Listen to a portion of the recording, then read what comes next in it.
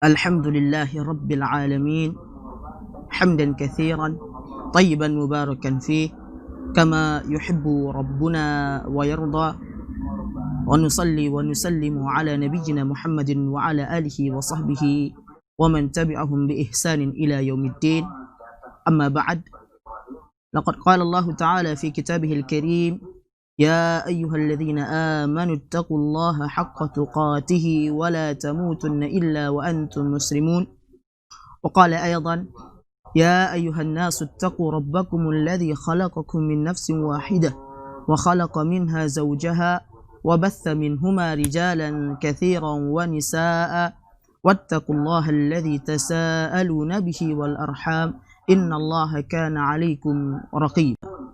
وقال جل وعلا: يا أيها الذين آمنوا اتقوا الله وقولوا قولا سديدا يصلح لكم أعمالكم ويغفر لكم ذنوبكم ومن يطع الله ورسوله فقد فاز فوزا عظيما. أما بعد. Ibu-ibu yang dimuliakan oleh Allah Subhanahu wa Ta'ala, sebelum kita memulai pembahasan kita dengan kitab Nasihati lin-Nisa, maka ana ingin mengucapkan kepada ibu-ibu yang dimuliakan oleh Allah Subhanahu wa Ta'ala kalimah tarhib, kalimah yang merupakan wasiat dari baginda Nabi sallallahu alaihi wasallam kepada para penuntut ilmu, yakni kalimah ahlan wa sahlan wa marhaban bi talibil ilm. Selamat datang bagi antunna semua, wahai para penuntut ilmu. Kemudian salawat serta salam semoga senantiasa tercurahkan kepada baginda Nabi kita Muhammad sallallahu alaihi wasallam, dikarenakan dalam sebuah hadisnya Nabi alaihi salatu wassalam menyebutkan, man shalla alayya salatan sallallahu alaihi biha ashra. Barang siapa yang berselawat kepadaku satu kali selawat, maka Allah Subhanahu wa Ta'ala akan membalas satu selawat tersebut dengan 10 selawat, dengan 10 ganjaran. Satu salawat kepada baginda Nabi sallallahu alaihi wasallam akan dibalas dengan 10 kali lipat ganjaran dari Allah tabaraka wa ta'ala. Ibu-ibu yang dimuliakan oleh Allah Subhanahu wa Ta'ala, di dalam kitab ini, yakni kitab Nasihati lin-Nisa ini, pada bab yang pertama kita mendapatkan perkataan al-muallifah hafizahullah ta'ala, yang beliau mengatakan atau menyebutkan judul dari bab yang pertama ini, dan judul dari bab yang pertama tersebut adalah Al-Hathu 'alal Ikhlasi wal Muhafadhah 'alal Waqti. Anjuran untuk senantiasa ikhlas di dalam beribadah kepada Allah Subhanahu wa Ta'ala, dan anjuran untuk senantiasa menjaga waktu. Kenapa al-muallifah hafizahullah ta'ala pertama kali di dalam kitabnya mencantumkan bab yang pertama dengan judul Al-Hathu 'alal Ikhlas, anjuran untuk ikhlas di dalam beribadah kepada Allah Subhanahu wa Ta'ala, dikarenakan hal ini adalah merupakan hal pokok di dalam peribadatan kepada Allah tabaraka wa ta'ala, yakni ikhlasul ibadah lillahi jalla wa ala, yaitu dengan mengikhlaskan ibadah kepada Allah Subhanahu wa ta'ala. Kemudian juga beliau hafizahullah ta'ala menyebutkan wal muhafadhah 'alal waqti, dan anjuran untuk senantiasa menjaga waktu.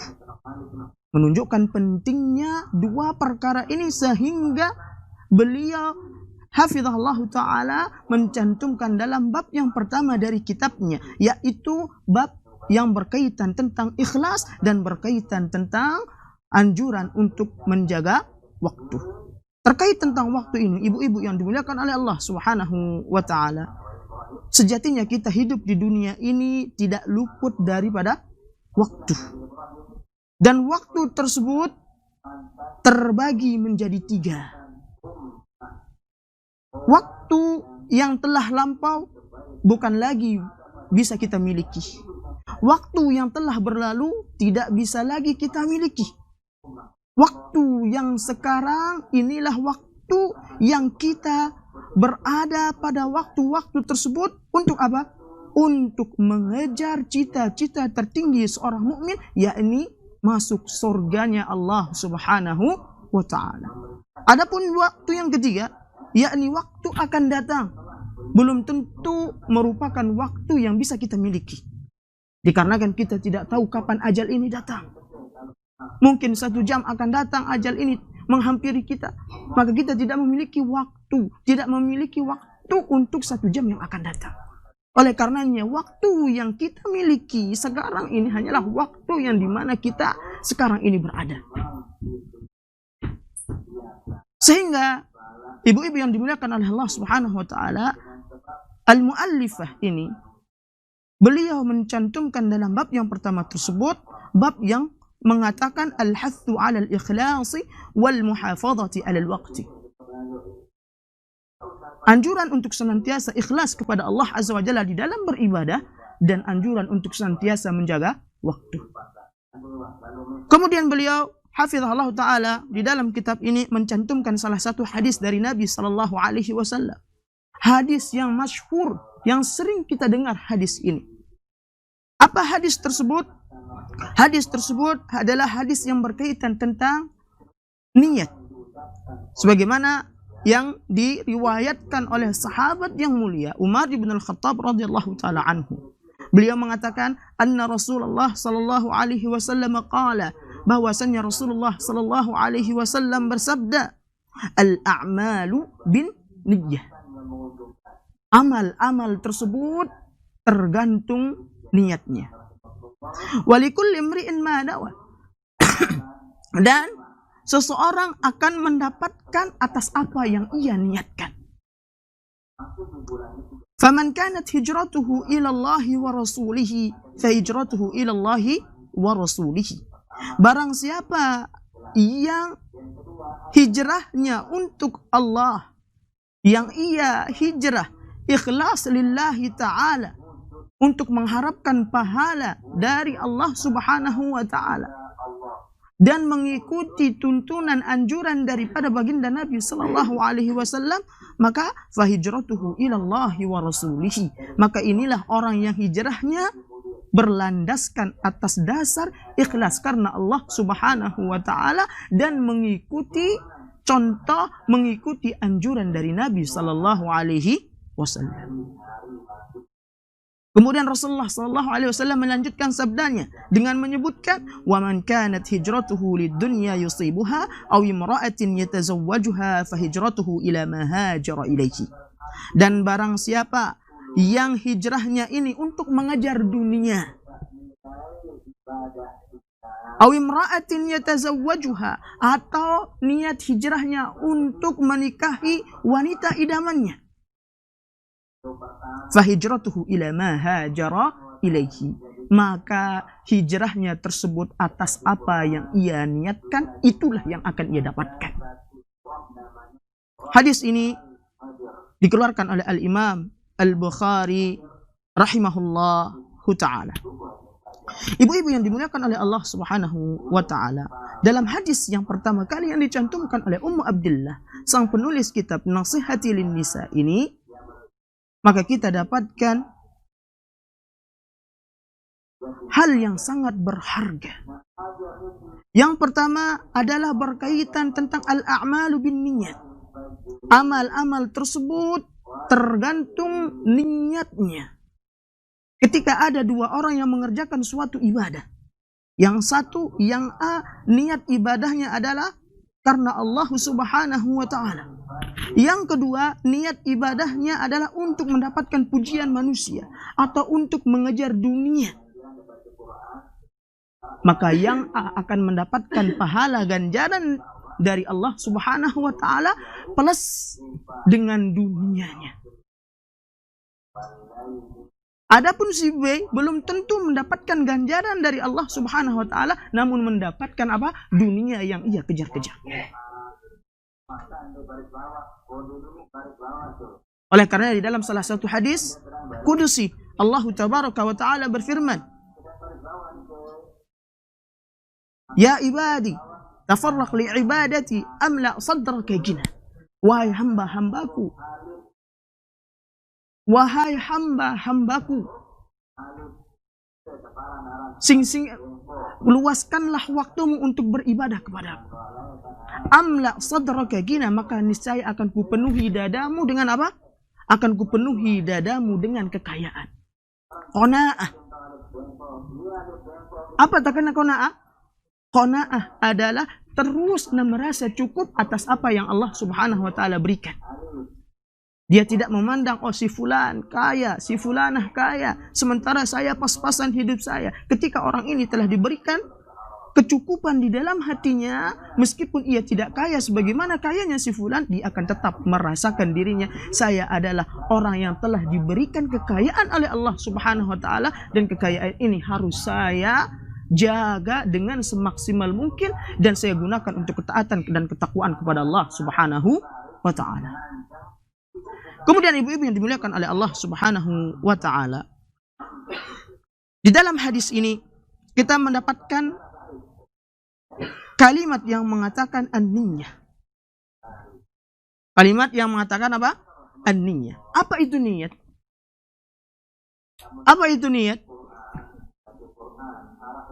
Adapun niat sebagaimana yang dinukilkan oleh para ulama ketika mendefinisikan makna daripada niat tersebut, di antara mereka ada yang mengatakan bahwasannya niat ini tidak lain dan tidak bukan tujuannya adalah taqarrub ilallah Subhanahu wa taala. Ketika niat ini disandangkan dengan hadis Nabi sallallahu alaihi wasallam dalam hadis innamal a'malu binniyah. Oleh karenanya ketika Rasulullah sallallahu alaihi wasallam menyebutkan innamal a'malu binniyah, sungguhnya amal-amal ibadah tersebut tidak lain, amalan tersebut tidak lain adalah tergantung niatnya. Ketika si fulan niatnya untuk dunia akan mendapatkan dunia. Ketika si fulan niatnya untuk Allah, lillahi ta'ala, maka Allah Subhanahu wa ta'ala akan berikan ganjaran pahala plus dengan dunianya. Maka apa kata sebagian para ulama ketika menyebutkan kaidah yang mengatakan innamal a'malu binniyah. Ini salah satu kaidah. Apa kata mereka? Fahiya al-qasdu lil amali taqarruban ila Allah Subhanahu wa taala. Maka yang dimaksudkan dengan istilah niat adalah niat yang tujuannya tidak lain dan tidak bukan untuk mendekatkan diri kepada Allah Subhanahu wa taala. Inilah niat. Karena tujuan dari suatu niat adalah apa? Untuk mendekatkan sang hamba dengan Rabb-Nya. Oleh karenanya para ummahat, ibu-ibu yang dimuliakan oleh Allah Subhanahu wa taala, saking pentingnya tentang masalah ikhlas ini sehingga para ulama biasa memulai karangan kitab-kitab mereka dengan menyebutkan hadis yang disebutkan oleh Ummu Abdillah ini, yakni hadis yang berkaitan tentang innamal a'malu binniyah. Ketika kita melihat hadis yang pertama dari kitab Arba'in An-Nawawi, maka kita dapatkan hadis yang berkaitan tentang apa? Innamal a'malu binniyah. Kemudian jemaah yang dimuliakan oleh Allah Subhanahu wa taala, Ummu Abdullah hafizahullah ta'ala dalam kitabnya menyebutkan wa inni usi nafsi wa iyakunna bitaqwallahi azza wa jalla fi sirri wal ilmi wa an naj'ala al-amala khalisan liwajhillahil karim wa alla na'mala ayya amalin riya'an aw mufakharatan wa an naltazima bidinina fa innana mas'ulatin amama Allah azza wa jalla fa innana mas'ulatin amama Allah azza wa jalla. Ibu-ibu yang dimuliakan oleh Allah Subhanahu wa taala, perkataan Ummu Abdillah di sini yang ia mengatakan, sesungguhnya aku mewasiatkan diriku dan kaum mukminah lainnya dan kalian lainnya, wahai saudari-saudariku yang kucintai, untuk senantiasa bertakwa kepada Allah Subhanahu wa taala. Fis sirri wal ilmi, baik dalam keadaan menyendiri atau dalam keadaan ramai. Apa maksudnya? Agar hendaknya seorang mukmin menanamkan dalam jiwanya bahwasannya yang dinamakan dengan takwa tersebut tidak hanya ketika dilihat oleh mata manusia, namun ketika tidak dilihat oleh mata manusia pun saya wajib dan senantiasa untuk bertakwa kepada Allah Subhanahu wa taala. Karena takwa ini adalah perintah Allah Subhanahu wa taala. Sebagaimana dalam muqaddimah khutbah kita tadi, kita memulai dengan mengutip salah satu firman Allah Subhanahu wa taala. Ya Allah Subhanahu wa taala menyebutkan, "Ya ayyuhan nasu taqu rabbakum." Wahai manusia, bertakwalah kalian kepada Rabb kalian. Ini perintah dari Allah Subhanahu wa ta'ala. Maka kata Ummu Abdillah, maka senantiasalah engkau wahai wanita mukminah yang kucintai, saudari-saudariku yang kucintai, untuk bertakwa kepada Allah baik dalam keadaan sendirian maupun dalam keadaan ramai. Kemudian beliau mengatakan, wa anna ja'ala al-'amala khalisan liwajhillahil karim. Dan maka hendaknya kita juga senantiasa mengerjakan suatu amalan ikhlas, mengharapkan ganjaran pahala daripada Allah Subhanahu wa ta'ala. Wa alla na'mala ayya amalin riya'an aw mufakharatan. Dan jangan sekali-kali kita mengerjakan suatu amalan dikarenakan riya. Dikarenakan apa? Riya. Aw mufakharah. Atau membangga-banggakan amalan tersebut di hadapan mata manusia. Semisal ada orang yang bersedekah 1 juta. Oh, ini saya sedekah 1 juta, namun satu syarat ya. Apa syaratnya? Harus nama saya disebut 24 jam bila perlu. Terus disebut nama saya yang sedekah 1 juta. Maka ini dinamakan apa? Riya. Dan membangga-banggakan apa yang ia kerjakan. Padahal ibadah tersebut tidak lain dan tidak bukan untuk siapa? Allah Subhanahu wa ta'ala. Di dalam Al-Quran kita mendapatkan firman Allah Subhanahu wa ta'ala, "Qul inna salati wa nusuki wa mahyaya wa mamati lillahi rabbil alamin." Katakanlah, wahai Muhammad, sesungguhnya salatku, ibadahku, mahyaya, hidupku dan matiku tidak lain dan tidak bukan untuk siapa? Untuk Allah Subhanahu wa ta'ala. Apa maknanya ibadahku untuk Allah? Maknanya adalah ikhlas ketika mengerjakan apa? Ibadah. Ini konsekuensi ketika kita mengikrarkan qul inna salati wa nusuki wa mahyaya wa mamati lillahi rabbil alamin. Apa konsekuensinya? Hendaknya ibadah tersebut diperuntukkan hanya untuk siapa? Untuk Allah Subhanahu wa ta'ala, yang maksudnya adalah ikhlas lillahi Subhanahu wa ta'ala. Oleh karenanya Allah Subhanahu wa ta'ala berfirman di dalam Al-Quran, di dalam surah Adz-Dzariyat, Allah Subhanahu wa ta'ala mengatakan, "Wa ma khalaqtul jinna wal insa illa liya'budun." Tidaklah aku menciptakan jin dan manusia melainkan untuk beribadah kepadaku. Sebagian para ulama menafsirkan makna illa liya'budun ay illa liyuwahhiduni, melainkan untuk mentauhidkan aku. Apa makna mentauhidkan Allah Subhanahu wa ta'ala? Mengerjakan ibadah tersebut semata-mata hanya untuk siapa? Hanya untuk Allah Subhanahu wa ta'ala. Tidak untuk yang lainnya. Tidak untuk agar saya dipuji oleh manusia. Tidak untuk agar si fulan senang dengan saya ketika saya mengerjakan ibadah ini. Tidak. Ibadah ini sejatinya hanya untuk siapa? Untuk Allah Subhanahu wa ta'ala, sebagaimana ikrar yang setiap hari mungkin kita bacakan. Inna salati wa nusuki wa mahyaya wa mamati lillahi rabbil alamin. Ibu-ibu yang dimuliakan oleh Allah Subhanahu wa ta'ala. Kemudian kata Ummu Abdillah hafizahullah ta'ala, fa innana mas'ulatun amamallahi azza wa jalla. Kenapa kita mesti senantiasa beribadah ikhlas? Karena Allah Subhanahu wa ta'ala, alasan beliau adalah dikarenakan nantinya kita pasti akan ditanya di hadapan Allah Subhanahu wa ta'ala. Ketika nanti persidangan yang sangat adil, persidangan yang adil pada hari di mana tidak ada lagi naungan melainkan naungan Allah Subhanahu wa ta'ala, maka Allah Subhanahu wa ta'ala akan pasti bertanya kepada setiap jiwa atas apa yang telah ia lakukan, atas apa yang telah ia kerjakan. Bahkan di dalam salah satu hadis Nabi Sallallahu Alaihi Wasallam menyebutkan, hadis diriwayatkan oleh Imam At-Tirmidzi rahimahullahu taala, Nabi alaihi salatu wasalam bersabda, tidaklah bergeser kaki seorang hamba pada hari kiamat, la tazulu qadama 'abdin yaumal qiyamah hatta yus'al an arba'in. Tidaklah bergeser sedikit pun kaki seorang hamba pada hari kiamat, melainkan akan ditanya tentang 4 perkara.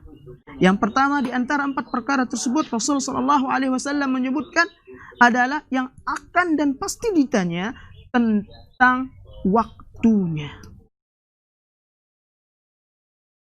An umrihi fima afnah, tentang umurnya. Dan kita ketahui umur ini berkaitan dengan apa, ibu-ibu? Berkaitan dengan waktu. Maka ketika waktu ajal telah datang, maka tidak bisa lagi dimajukan dan dimundurkan sedikit pun. Maka umur berkaitan dengan waktu, oleh karenanya akan ditanya oleh Allah Subhanahu wa taala pada hari kiamat nanti. Salah satunya adalah apa? Waktu kita gunakan, kita habiskan untuk apa? Pasti dimintai pertanggungjawaban di hadapan Allah Subhanahu wa taala. Bagaimana kita bisa menjawab di hadapan Allah Subhanahu wa taala? Bagaimana kita bisa menjawab ketika isi dari waktu-waktu hidup kita di dunia ini tidak lain dan tidak bukan hanya untuk maksiat, hanya untuk bermalas-malasan saja, tidak untuk ibadah kepada Allah Subhanahu wa taala. Mungkinkah kita akan pede menjawab di hadapan Allah Subhanahu wa taala, oh yang saya kerjakan ya Allah hanyalah ibadah untukmu terus dan terus, tak putus-putusnya. Enggak mungkin kita bisa berdusta di hadapan Allah Subhanahu wa taala. Jamaah yang dimuliakan oleh Allah Subhanahu wa taala, ibu-ibu yang semoga kita senantiasa diberikan keistiqomahan untuk menuntut ilmu dan senantiasa diberikan keistiqomahan untuk berbakti kepada suami-suami kita. Kemudian Ummu Abdillah, penulis kitab ini, mencantumkan salah satu hadis yang ia mengatakan, fa fi sahihaini min hadithi Adi bin Hatim qala Rasulullah sallallahu alaihi wasallam, ma minkum ahadun illa sayukallimuhu rabbuhu laysa bainahu wa bainahu turjuman fayanzuru aymana minhu fala yara illa ma qaddama min amalih. Di dalam hadis yang sahih yang dikeluarkan oleh Al-Imam Al-Bukhari dan Imam Muslim, atau yang disebut dengan istilah juga muttafaqun alaih, dari sahabat Adi bin Hatim, Rasulullah sallallahu alaihi wasallam bersabda, ma minkum ahadun, tidak ada satu orang pun dari kalian, illa sayukallimuhu rabbuhu, melainkan nanti akan diajak bicara oleh Allah Subhanahu wa taala, akan disidang di hadapan Allah Subhanahu wa taala. Laisa bainahu wa bainahu turjuman, yang tidak ada antara dirinya dan antara Allah Subhanahu wa taala turjuman, penterjemah. Menunjukkan Allah Subhanahu wa taala memahami semua bahasa. Karena yang menciptakan bahasa siapa? Allah. Misalnya ada orang Inggris meninggal, dia menggunakan bahasa Inggris, orang Spanyol meninggal menggunakan bahasa Spanyol semasa hidupnya, kemudian nanti akan diajak bicara oleh Allah Subhanahu wa taala. Dan semua dari bahasa-bahasa tersebut, Allah Subhanahu wa taala lah yang menciptakan bahasa ini. Sehingga Rasul sallallahu alaihi wasallam menyebutkan laisa bainahu wa bainahu turjuman, yang tidak ada penterjemah antara dirinya dengan Allah Subhanahu wa taala. Langsung diajak bicara. Fayanzuru aymana minhu fala yara illa ma qaddama min amalihi. Kemudian ketika ia melihat sebelah kanannya, ia melihat amal-amal ibadah yang dahulu di dunia yang ia telah kerjakan. Wa yanzuru ash'ama minhu fala yara illa ma qaddama. Kemudian ketika ia melihat sebelah kirinya, ia juga melihat amal-amal yang dahulu ia kerjakan di dunia, berupa amal-amal keburukan yang ia kerjakan di dunia. Wa yanzuru baina yadayhi fala yara illa an-nara tilqa'a wajhihi. Kemudian ia menatap ke arah depannya, tidaklah ia melihat melainkan yang dilihat adalah neraka. Fattaqun nara walau bisyikki tamratin. Kemudian Rasulullah sallallahu alaihi wasallam bersabda menyebutkan fattaqun nar, ini perintah dari Nabi sallallahu alaihi wasallam. Fattaqun nar, maka takutlah kalian dari azab api neraka. Jadikanlah bagi kalian benteng agar kalian terjaga dari api neraka tersebut meskipun dengan bersedekah 1 butir korma. Yang di sini dalam hadis ini menunjukkan bagaimana pentingnya peranan sedekah. Yang bahkan sedekah dengan 1 butir korma pun mampu dengan izin Allah Subhanahu wa taala akan menjauhkan seorang hamba dari azab api neraka. Lantas bagaimana ketika ibu-ibu bersedekah 100.000 misalnya, 1 juta misalnya, maka akan lebih lagi dijauhkan oleh Allah Subhanahu wa taala dari apa? Dari azab api neraka tersebut, sebagaimana yang tercantum dalam hadis Nabi sallallahu alaihi wasallam. Ibu-ibu yang dimuliakan oleh Allah Subhanahu wa taala. Di dalam hadis tersebut kita mendapatkan lafaz dari baginda Nabi sallallahu alaihi wasallam, wattaqun nar. Maksudnya adalah takwa. Apa itu takwa? Takwa sebagaimana juga disebutkan oleh sebagian para ulama, yang dimaksudkan dengan istilah takwa adalah kalimatun jami'atun fahiya ibaratun an ta'atillahi wa ta'ati rasulih sallallahu alaihi wasallam. Yaitu suatu kalimat yang mencakup secara keseluruhan, yang menggambarkan akan ketaatan kepada Allah Subhanahu wa taala dan menggambarkan ketaatan kepada Rasul sallallahu alaihi wasallam. Inilah yang dimaksudkan dengan takwa. Maka ketika kita ingin merealisasikan ketakwaan tersebut di dalam hidup kita, maka poinnya ada 2, syaratnya 2. Taat kepada Allah dan taat kepada siapa? Rasulullah sallallahu alaihi wasallam. Apa maksud taat kepada Allah? Taat akan apa-apa yang Allah Subhanahu wa taala perintahkan, kita kerjakan. Taat akan apa yang Allah Subhanahu wa taala larang, maka kita tidak boleh kerjakan. Taat kepada Rasulullah, apa maknanya?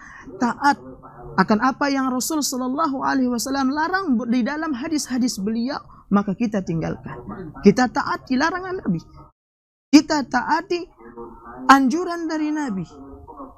Hal yang disunnahkan oleh baginda Nabi sallallahu alaihi wasallam, yang diwajibkan untuk dikerjakan di dalam hadis-hadis Nabi sallallahu alaihi wasallam, kita taati baginda Nabi sallallahu alaihi wasallam dan kita jadikan beliau sebagai suri teladan kita. Laqad kana lakum fi Rasulillahi uswatun hasanah. Bukankah telah ada pada diri Nabi kita Muhammad sallallahu alaihi wasallam suri teladan? Apa makna suri teladan? Suri teladan adalah orang yang layak dan pantas untuk diikuti. Maka ketika baginda Nabi sallallahu alaihi wasallam diberikan setempel oleh Allah Subhanahu wa taala, laqad kana lakum fi Rasulillahi uswatun hasanah, dengan setempel suri teladan yang layak dan pantas untuk diikuti, maka kita sebagai umatnya baginda Nabi kita Muhammad sallallahu alaihi wasallam tentunya dan pastinya akan mengikuti segala sesuatu yang bersumber dari baginda Nabi kita Muhammad sallallahu alaihi wasallam. Bahkan mengikuti bagaimana tata cara makan beliau, tata cara berjalannya Nabi sallallahu alaihi wasallam, tata cara tidur Nabi sallallahu alaihi wasallam, kita coba untuk ikuti semua. Karena beliau adalah suri teladan yang Allah Subhanahu wa taala telah berikan stempel kepadanya. Ibu-ibu yang dimuliakan oleh Allah Subhanahu wa taala, mungkin ini yang bisa kami sampaikan pada kesempatan malam hari ini. Kurang lebihnya saya mohon maaf. Semoga apa yang kita sampaikan ini bermanfaat untuk saya pribadi dan kita semua. Dan kita cukupkan pembahasan kita pada malam hari ini dengan doa kafaratul majlis. Subhanakallahumma wa bihamdika asyhadu an la ilaha illa anta astaghfiruka wa atubu ilaik. Wa akhiru da'wana anil hamdulillahi rabbil alamin. Thumma assalamu alaikum warahmatullahi wabarakatuh.